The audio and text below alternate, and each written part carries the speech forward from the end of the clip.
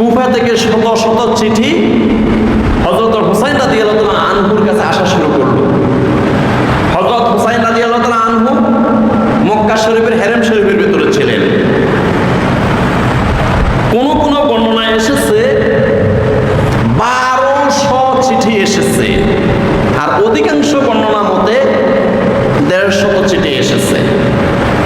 তো যেহেতু ওই সময়ে চিঠি আদান প্রদান অনেক কঠিন ছিল, আমরা 150টাই মেনে নিলাম। 150টা চিঠিও কম না।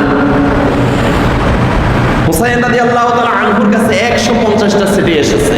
চিঠির ভাষ্য হলো, আমরা এজিদকে মানি না, এজিদ পাপিষ্ঠ, অপরাধী, বেনামাজি, সে রোজা রাখে না, সে মদ খায়, সে জুয়া খেলে, সে জেনা ব্যভিচার করে, আল্লাহর কোরআনের আইনকে সে অকার্যকর ঘোষণা করেছে।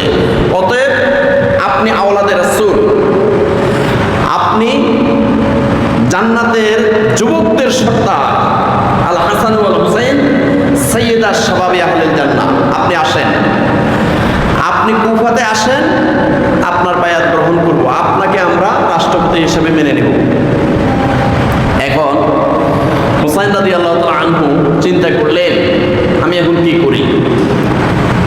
অনেক গবেষণার পরে দেখলো যে চিঠির মধ্যে এইভাবে লেখা আছে, হে হুসাইন রাদিয়াল্লাহু তাআলা আনহু, আপনি যদি না আসেন, হাসরের ময়দানে আমরা আল্লাহর কাছে আমরা বিচার দেব যে আমরা এজিদের মতো একটা পাপিষ্ঠকে আমরা নেতা হিসেবে না মেনে হুসাইন রাদিয়াল্লাহু তাআলা আনহুর কাছে আমরা পয়গাম পাঠিয়েছিলাম, আপনি আসেন, আমরা আনুগত্য গ্রহণ করব।